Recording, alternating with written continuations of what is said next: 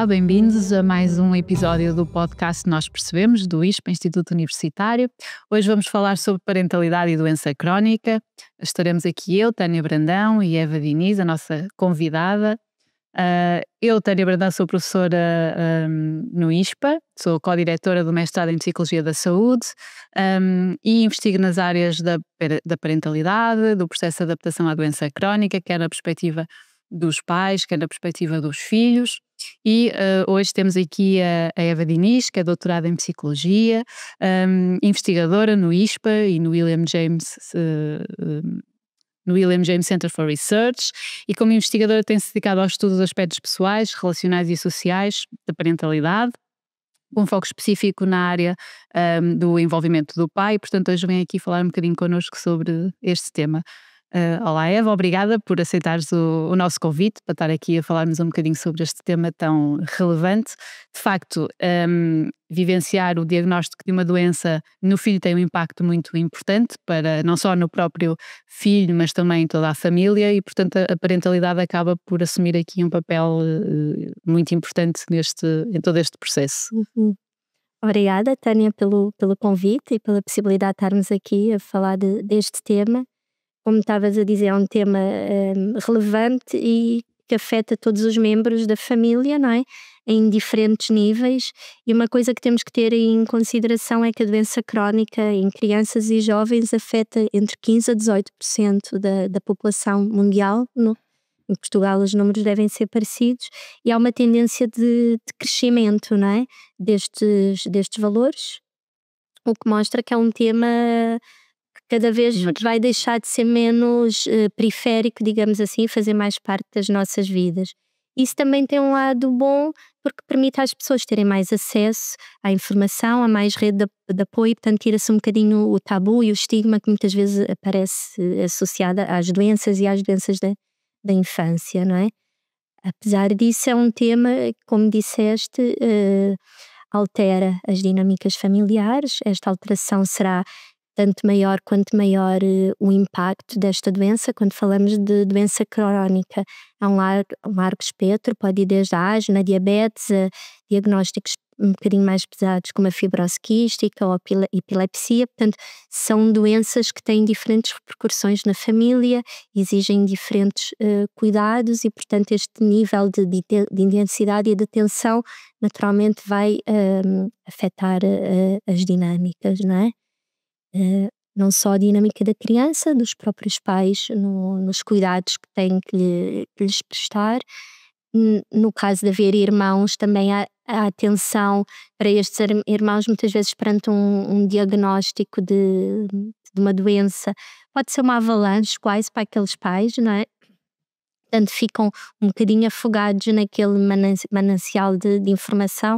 Às vezes os médicos centram-se muito nos aspectos mais negativos, mais pesados, nos cuidados que se tem que ter, e as pessoas quase que têm dificuldade em ver a vida um bocadinho além disso, não é? E depois irmãos ou outros membros da família tendem a ficar secundarizados, o que também não é bom, porque o objetivo é inserir este diagnóstico na dinâmica familiar o mais facilmente possível, não é? Acaba também muitas vezes por causar algum sentimento de culpa nos pais, não é? De acharem que não conseguem chegar a todos os filhos, quando há mais do que um filho, e conseguir dar resposta a todas as tarefas e todos os desafios, não é? Que uma parentalidade em contexto normativo tem, e em contexto de doença ainda mais. Sim, a culpa é quase o braço direito da parentalidade, não é? Faz um bocadinho parte, achamos sempre que nunca fazemos o suficiente, que falhamos, e num contexto de doença mais ainda, não só, às vezes até a culpa pelo diagnóstico. Será que ele tem isto, ele ou ela,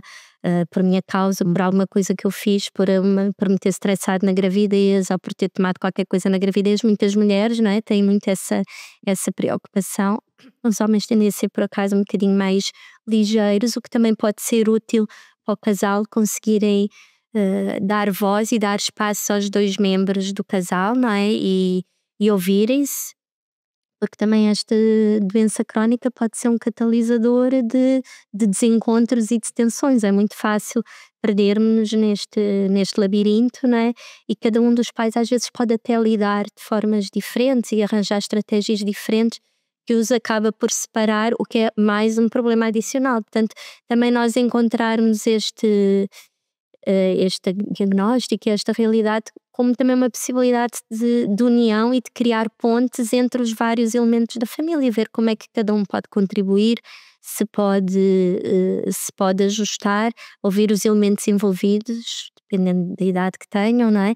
E pensarem mesmo em concreto, em estratégias, sei lá, a alimentação, a rotina, como é que todos podem contribuir para isso, para minimizar as consequências mais negativas deste diagnóstico na sua vida, não é? No seu dia a dia. E claro que ser pai ou ser mãe no contexto da doença acaba por, não só por estas questões já fomos aqui falando, mas pela dificuldade de conciliação de papéis, pelo próprio stress e sofrimento associado à doença. Sabemos que há doenças que, algumas mais previsíveis e em que a gestão é relativamente mais fácil, mas outras mais imprevisíveis e que mesmo em termos de esperança média de vida acaba por ter um impacto aqui maior, e tudo isso pode causar aqui um sentimento de stress parental, não é? Relacionado com esta dificuldade em gerir as questões da parentalidade, ao mesmo tempo que tem que gerir tudo o resto.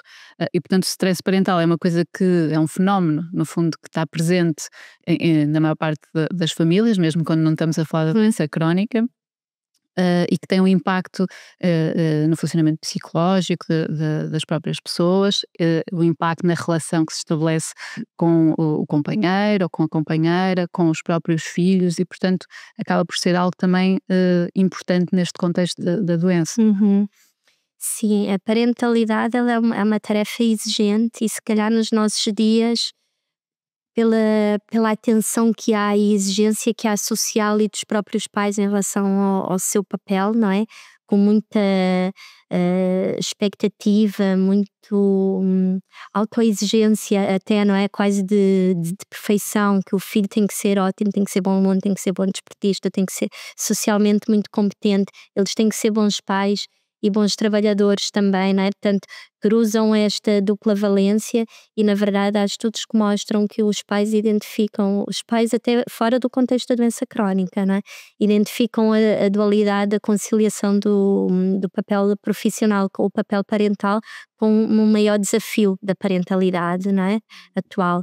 Também porque muitas vezes vivem em contextos de reduzida rede de apoio.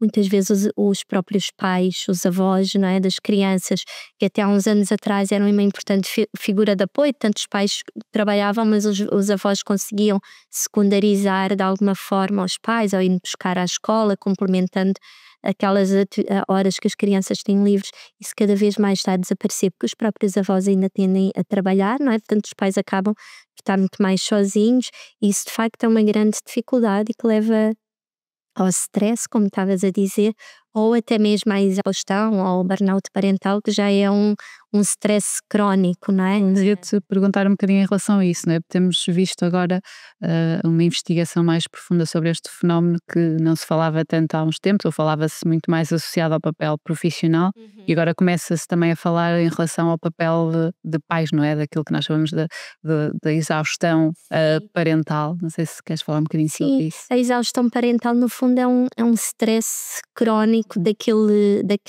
papel parental, em que aquela se caracteriza e se diferencia do stress parental, como ela começa pela uma exaustão, aí talvez se assemelhe muito ao stress parental propriamente dito, não é? Mas é uma exaustão num estado tal que se vai acumulando, que os pais, mais frequente a mãe, ela é muito mais prevalente nas mulheres do que nos homens, também porque as mulheres tendem a ter um papel muito mais central ainda no cuidado dos filhos, não é? Do que os homens, apesar dos homens terem aumentado o seu nível de participação, há ainda um desequilíbrio, até no tempo que cada um dedica. Portanto, pode acontecer a ambos, mas é mais comum nas mulheres. Portanto, esta exaustão, a acumulação desta exaustão leva a um afastamento emocional dos seus filhos, quase como para se protegerem, não é? Portanto, continuam a executar as tarefas que têm que executar, a alimentar, a vestir, a levar à escola, a pôr na cama, mas sem um prazer ou sem uma vontade de fazer aquilo, digamos assim. Portanto, são quase como se fossem robôs, estão em piloto automático, operacionalizam, mas não há um contacto emocional com aquela criança. Portanto, isso é a principal diferença do stress propriamente dito, que é mais um cansaço, não é? E isso tem consequências não só para o bem-estar da própria mãe, mas Sim, também para a relação para a relação, psicológica. claro, porque se acontecer aos dois, estão os dois nesta situação, não é?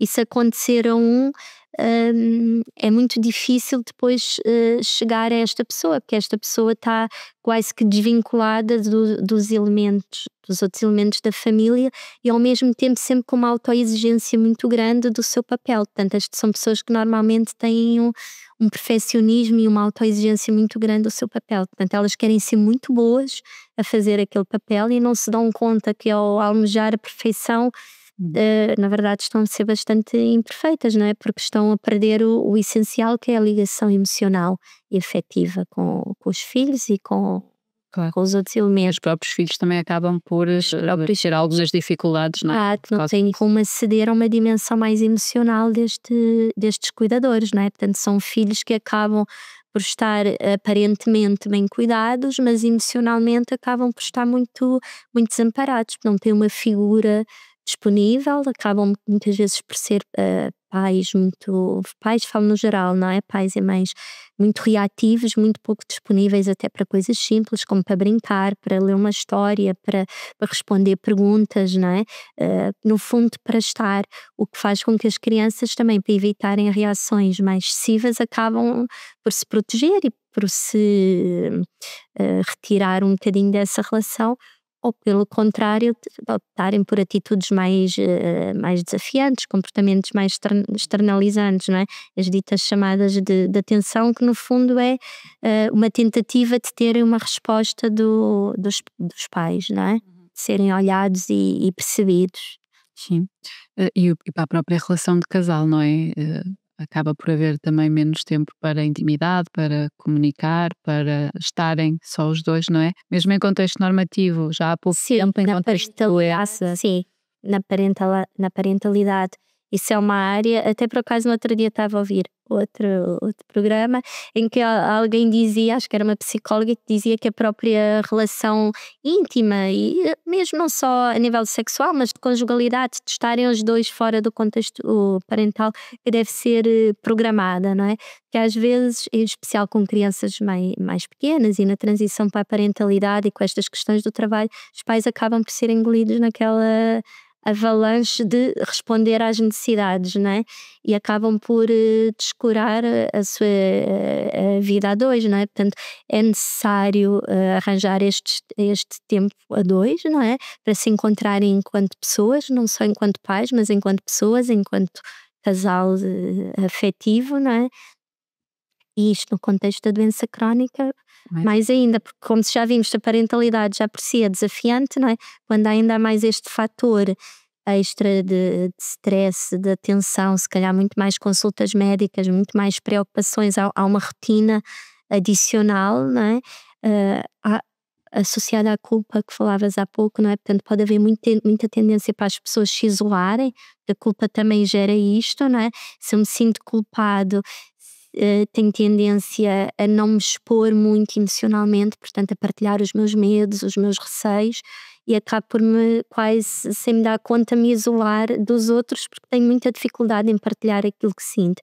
E isto às vezes estranhamente, ou não tão estranho, acontece no próprio casal, não é? Portanto, os pais acabam por guardar as suas dores para si, até às vezes para evitar represálias de responsabilizar o outro, não é? Mais direto ou indiretamente, e às vezes estão em sofrimentos individuais e não têm esta capacidade de criar uma ponte de contacto. Portanto, o vir à superfície, não é? E olharem um para o outro enquanto casal e pensarem e estarem juntos sem estar a pensar especificamente na parentalidade é importante para se descobrirem enquanto pessoas, não é?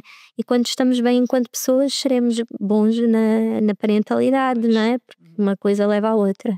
Sim.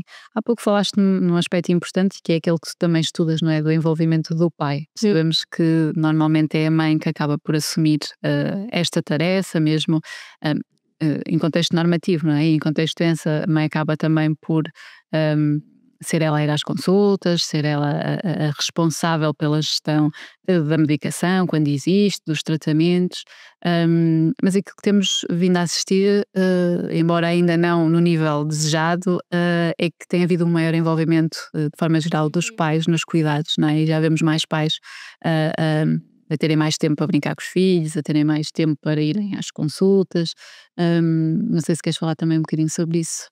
Sim, o envolvimento do pai, apesar de ser um tema aparentemente fácil e até concreto, não é? Como pelo próprio nome indica, ele torna-se muito completo porque ele acaba por sintomatizar quase todas as inequidades sociais que existem.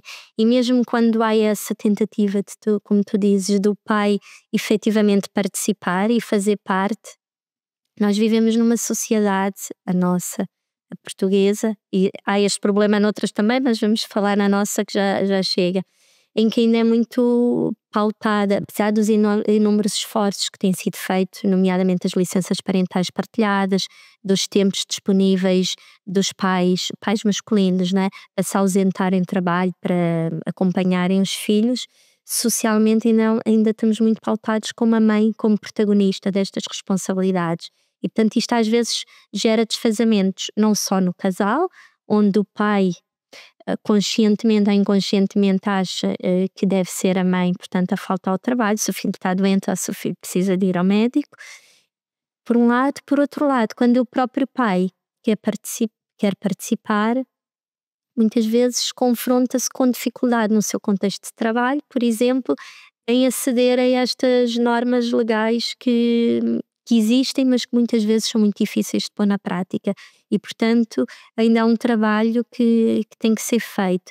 Felizmente, como disseste, cada vez mais caminhamos para isso e, portanto, cada vez mais é norma os pais conseguirem aceder a estes espaços, especialmente quando têm, isto é uma coisa que nós temos que pensar muito bem em Portugal, porque os trabalhos são ainda muitas vezes precários, portanto, pais que estão em contextos precários têm muito mais dificuldade em aceder a estes direitos do que pais que sejam funcionários públicos ou com contratos de trabalho estabelecidos, têm muito mais facilidade, não é? Mas felizmente para estes, isso tem conseguido este espaço para a sua parentalidade e para exercerem de igual forma, digamos, o seu papel e as suas responsabilidades. Isso é importante, que acaba por diminuir um bocadinho a carga Hum. materna, não é? Que acaba ainda por ser um grande problema. Minimizar o stress materno, minimizar o burnout, não é? Em especial se eles começarem a assumir aquilo que nós chamamos os cuidados indiretos. O que é que acontece muito? Os pais participam, mas participam com a mãe delegante. Portanto, a mãe diz: fulaninha, amanhã tens consulta, não te esqueças de ir com o filho à consulta. Mas o pai não tem ainda, muitas vezes, o automatismo dele próprio ter esta preocupação, que tem que marcar a consulta, que ele próprio tem que ir sem ser lembrado, que se calhar para ir à consulta tem que preparar um lanche para o filho. O que é que acontece muitas vezes? Ele vai à consulta e a mãe dá já o lanche preparado, dá o casaco, já preparou a roupa antes, não é? Portanto, muitas vezes o pai, apesar de estar a fazer, há um grande envolvimento ainda da mãe na periferia destes cuidados, digamos assim, nos bastidores, para aquilo tudo correr bem. Isto é uma coisa que nós, enquanto sociedade, enquanto casal, também temos que nos habituar a responsabilizar-nos cada um pelos seus papéis, não é? E isso lá está, em momentos de conversa, de partilha, de definição, às vezes mesmo papel e lápis, uma coisa bem básica, não é? Estruturada. Mas às vezes ajuda, não é? Até porque o que a literatura e os nossos estudos também nos têm mostrado, e é muito engraçado, é que o pai sente que participa muito mais do que a mãe acha que ele participa. Ou seja, se calhar o que para o pai é participação, para a mãe não é. Não é? Eles podem estar a considerar coisas diferentes. Se calhar para o pai estar a brincar é participação, para a mãe não é, porque a mãe raramente prioriza a brincar. A mãe chega à casa, preocupa-se com o banho, com o jantar, com não sei o quê, não é? E o pai, se calhar, chega à casa, nem quer saber muita coisa e vai brincar. E se calhar encontrarmos aqui e estruturarmos, olha, um dia brincas tu, outro dia brinco eu, se fazes tu o jantar, assumes tu o jantar, não vou lá eu dar pitacos. Portanto, também temos nós que nos disciplinar nestes papéis, não é? Para minimizar os desequilíbrios. Mas às vezes até há alguma resistência por parte das mães para dar esse poder aos E pais. também isso vem na literatura, até o termo gatekeeping, não é? Aquela mãe que controla. Eu pessoalmente não gosto muito dessa expressão, não é que não possa existir, e pode haver, e sabemos que há pessoas que são mais controladoras, com certeza, mas se calhar isto também acontece porque o outro lado sabe que está sempre respaldado, e portanto se o outro lado também não assume e se desculpa, mas tu fazes sempre, ou tem também um papel um bocadinho paternalista, digamos, não é assim, que quase que responsabiliza. Ao outro lado também não chegamos a lado nenhum. Temos os dois que ser, acho eu, é mais a minha perspectiva, os dois sermos, assumirmos aquilo que queremos e qual é o papel de cada um. E de facto, se a outra parte está a ser invasiva e está-se a exceder, isso também pode ser sinalizado. Olha, combinámos que era eu que fazia, vai ler, vai fazer qualquer coisa, não é? Vamos cada um circunscrever-nos ao nosso papel mesmo. Sim, temos estado aqui a falar deste stress parental, não é? Até de exaustão, quer em contexto normativo, quer em contexto de doença, mas há aqui algumas variáveis, não é, que podem ajudar ou a dificultar esse processo. Falamos já do apoio social, não é? Sabemos que famílias que têm o apoio social tem uma rede de apoio mais forte, acaba por ter mais facilidade em lidar com estes desafios, não é? E, portanto, o nível de stress e de exaustão acaba por ser mais diminuído, mas existem também outras variáveis, não é? Que acabam por facilitar ou dificultar este processo de adaptação à doença do filho, não é? Foste falando também aqui um bocadinho do perfeccionismo, não sei se queres falar um bocadinho sobre Sim, isso. a nível individual isso está mostrado na literatura, que há as próprias variáveis individuais da pessoa, que é características de personalidade, sei lá, a forma como se lida com o imprevisto, flexibilidade, isso são aspectos que para a parentalidade no geral, que é rodeada de imprevistos, não é? E para contextos mais exigentes como o da doença crónica, isso são aspectos que podem facilitar, não é?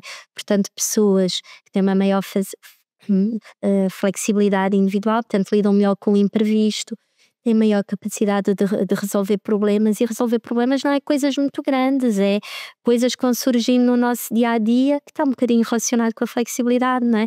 Acabam por se conseguir adaptar melhor a esta situação, pensar em soluções, em alternativas, também chamar mais ajuda, não é? Porque às vezes quando nós somos mais rígidos, precisamos de uma maior estrutura, muitas vezes fazemos isso porque queremos ser nós a responsabilizar-nos por tudo, e portanto acabamos por secundarizar outras pessoas, não é? Pois é um ciclo vicioso.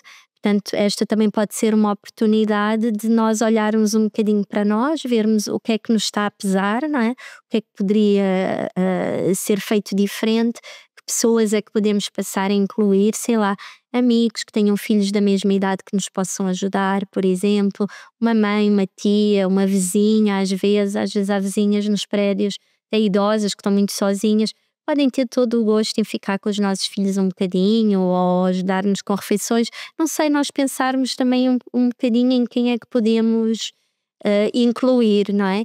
E a nível de casal também, porque às vezes, por serem duas pessoas diferentes, que se veem as coisas e sentem de forma muito diferente, também pelas questões de personalidade, de cultura, a própria cultura familiar, não é? Isso pode ser visto como um dificultador, por serem muito diferentes, mas também pode ser visto como um facilitador, porque são pessoas que no fundo vão ter estratégias que se podem complementar, não é? E enquanto a estrutura e ser uma pessoa estruturada e organizada é muito bom para uma rotina familiar, por outro lado, alguém que tenha mais flexibilidade e que lide melhor com o imprevisto pode-nos também ajudar a lidar com estes desajustes que vão surgindo. Isso pode até ser divertido, porque não é? Apesar de estarmos num contexto desafiante, exigente, não é? podemos e devemos ter algum prazer e divertimento e a máxima leveza possível nisso. Portanto, é também aprendermos a olhar uns para os outros. Às vezes é difícil, não é? Sobretudo em contexto de doença, Sair muito do sair, nosso, sim, focar, não é? sim, e há muito este peso no negativo e na responsabilidade, portanto, em especial em crianças, e às vezes os profissionais de saúde, com as melhores das intenções, ficam muito focados no problema, não é? E nos cuidados que se têm que ter, e sem desvalorizar isso, com certeza é fundamental, em especial em determinadas doenças têm mais risco, não é? Portanto, os cuidados têm que ser levados mais a sério, não é?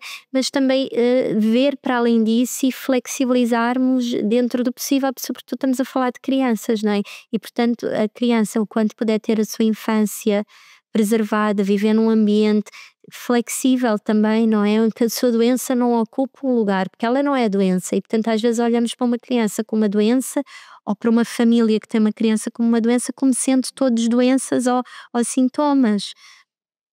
Ela é uma criança que tem várias características, entre elas uma doença que temos que cuidar, temos que integrar na nossa rotina, mas que não deve ocupar a infância daquela criança e o seu dia a dia, não é? Sim, até porque muitas vezes as próprias crianças, quando são mais pequeninas, acabam por não se aperceber da doença que têm, não é?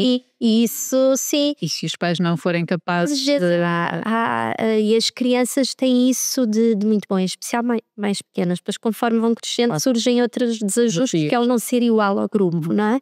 E isso é muito difícil, mas isso também é trabalhado, que ninguém é igual a ninguém. Portanto, a doença é mais uma coisa que nos torna diferentes.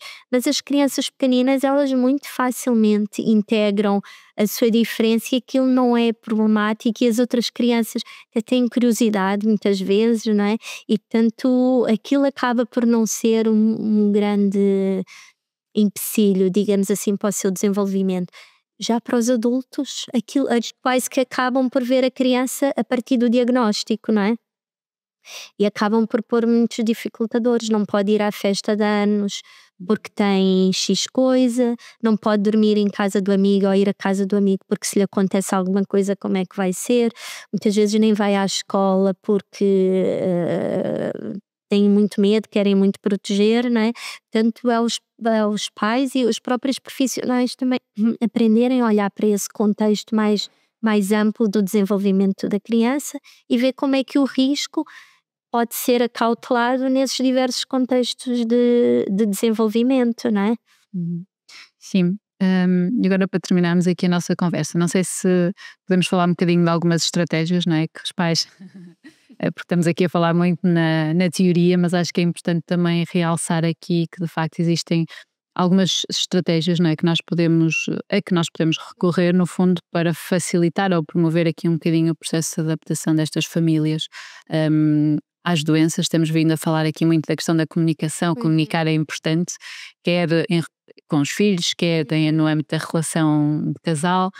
Não sei se queres salientar aqui outras Quer com a coisas. família, porque também nos circunscrevemos muito aqui ao casal e ao contexto familiar, mas às vezes também com a família mais alargada e o grupo de amigos. Também é importante desfazer tabus que possa haver da doença. Às vezes as pessoas têm muita vergonha de um diagnóstico e isolam-se muito porque se sentem muito diferentes, de alguma forma sentem-se muito responsáveis por aquilo, sentem que o filho pode estar em muito risco e portanto acabam por se isolar. Eu acho que abrir canais de comunicação não só na família, mas também para fora, portanto esclarecer os restantes elementos da família do que é que se trata, quais são os riscos que existem, quais são os cuidados que se tem que ter, como é que se pode lidar, como é que eles nos podem ajudar, porque depois às vezes as pessoas também se afastam porque sentem que estão ali um bocadinho a mais, não é?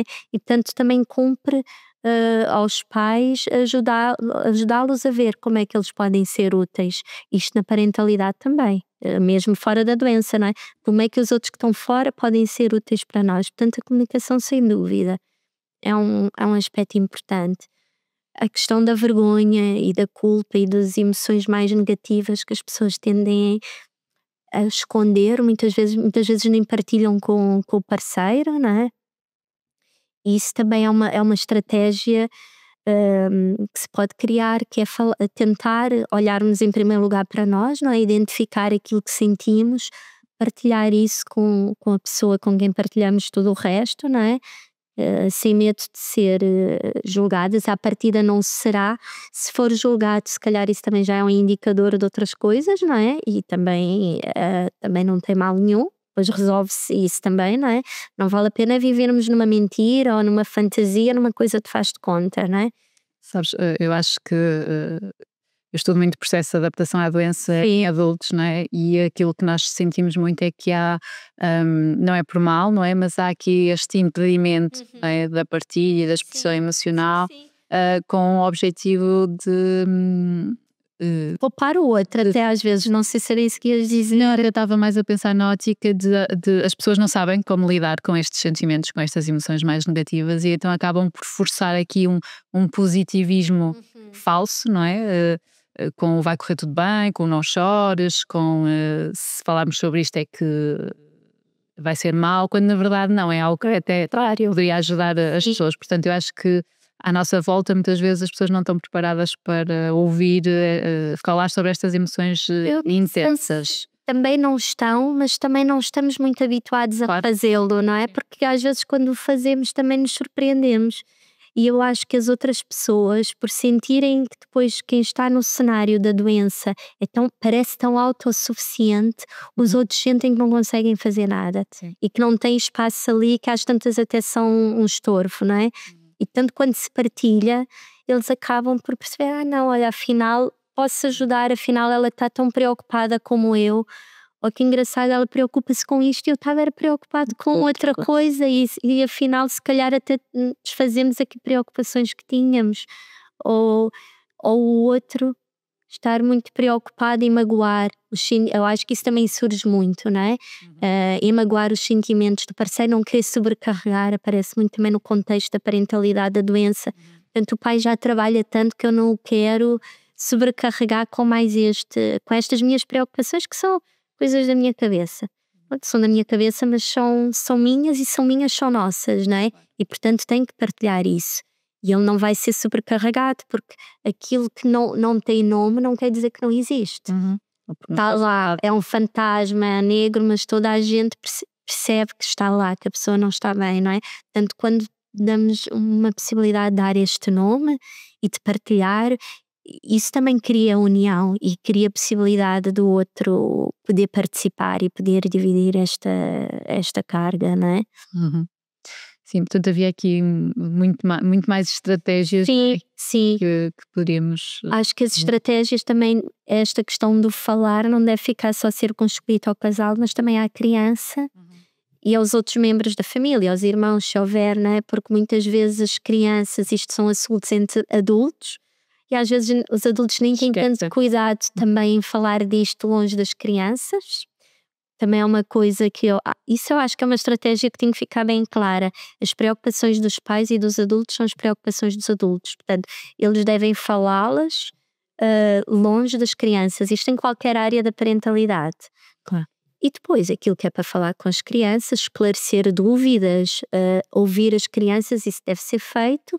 Mas às claras entre todos, não é os pais estarem a falar, achar que o menino, como está a brincar dos legos no outro canto da sala, não está a ouvir. Não, ele não percebe, não é? Ou não percebe, está a ouvir tudo, só como é uma conversa da qual ele sabe que não está a fazer parte e ele intui que é uma conversa séria, das duas, uma começa a fazer disparates, ou fica caladinho a ver o que é que se passa. E como não é uma conversa dele, ele não vai perguntar. E isso vai criar muita angústia, porque ele sente que estão a falar de alguma coisa sobre ele, que lhe diz respeito, direto ou indiretamente, o que o preocupa, mas ele não tem um espaço de pergunta. Portanto, os adultos falam das preocupações deles em privado. E depois falam com as crianças e tem sempre que ser dado esse espaço à criança dela expressar as dores que tem, as frustrações que tem, as inseguranças, se vai morrer, se pega a doença a alguém, se é perigoso brincar, se pode cair, o que é que acontece se comer determinada coisa. Isto são coisas que ele tem que ser esclarecido com uma linguagem adequada, naturalmente, não é? E a linguagem adequada é Ou seja, a informação adequada à criança é de acordo com aquilo que ela pergunta. Portanto, nós temos que dar espaço para ela perguntar e seguir as perguntas. Somente se a criança está preocupada com aquilo, não adianta dizer, és muito pequenino para perceber isso. Não, não é.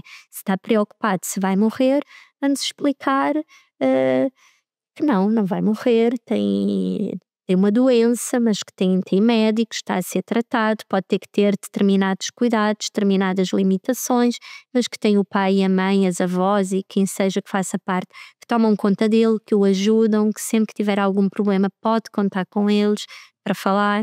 Portanto, ser muito claro e ser muito securizante desta criança e das suas angústias, não é? Uhum.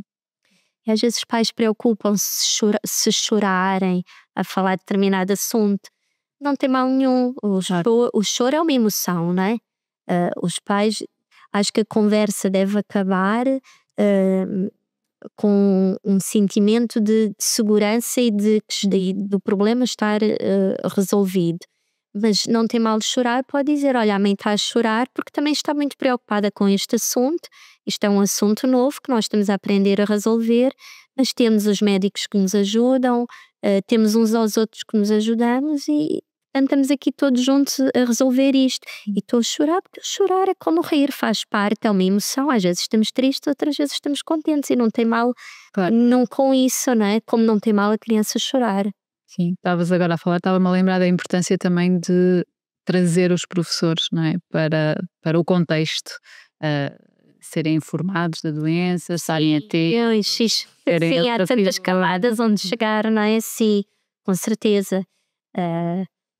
Sim, nem sei como é que estas formações poderiam chegar à escola. Sei que informalmente vão havendo, até às vezes as associações das doenças específicas acabam por fazer algumas formações, panfletos e assim, mas depois no contexto individual se calhar seria sempre bom os pais marcarem uma reunião com o professor e se tiverem disponibilidade até fazer uma ação na sala, por exemplo, não é? Para informar até os colegas do que seja. Isso pode ser útil até às vezes para identificar outros diagnósticos noutras crianças, não é? Que podem também ter sintomas e passar despercebidos, os próprios professores também não se aperceberem, não é? Porque às vezes há doenças, sei lá, por exemplo a diabetes, às vezes tem muitos sintomas muito mascarados, que se demora muito tempo a perceber o que é, não é? E às vezes quando se percebe já está o quadro numa situação muito mais aguda do que poderia ter sido evitado se fosse identificado mais cedo, não é? Portanto, a informação é sempre poder. Portanto, aquilo que nós pudermos partilhar com os outros é sempre bom. Portanto, o chegar às escolas, sim, se os pais tiverem, os professores devem sempre falar e falar neste sentido do risco. Acho que a conversa tem sempre que ser qual é o cenário, quais são os riscos envolvidos, como lidamos com eles, num sentido de crescimento e de desenvolvimento, não de pôr uma campana em cima da criança. Claro. Às vezes os professores têm, não, mas é que há cenas assim caricatas, não é? O professor tem medo que o menino corra demais no recreio porque possa ter um ataque de asma, por exemplo, e portanto não deixe ir ao recreio, para não correr. Às vezes os professores, depois como não sabem também lidar muito bem, Estão com a responsabilidade e acabam por lidar menos bem. E fazem como acham que devem fazer, nem pensam muito bem que, claro que uma criança tem que ir ao recreio, não é? Não se dão conta do que estão a provocar. Portanto, temos sempre que falar nestas três vertentes da informação, não é? Muito bem, havia muito para falarmos sobre este tema, não é? Acho que deixamos aqui algumas reflexões, alguns comentários relacionados com este tema. Obrigada. Obrigada por ter estado aqui connosco. Obrigada por nos terem ouvido. Sigam-nos nas nossas redes sociais para ouvir os outros episódios e até à próxima.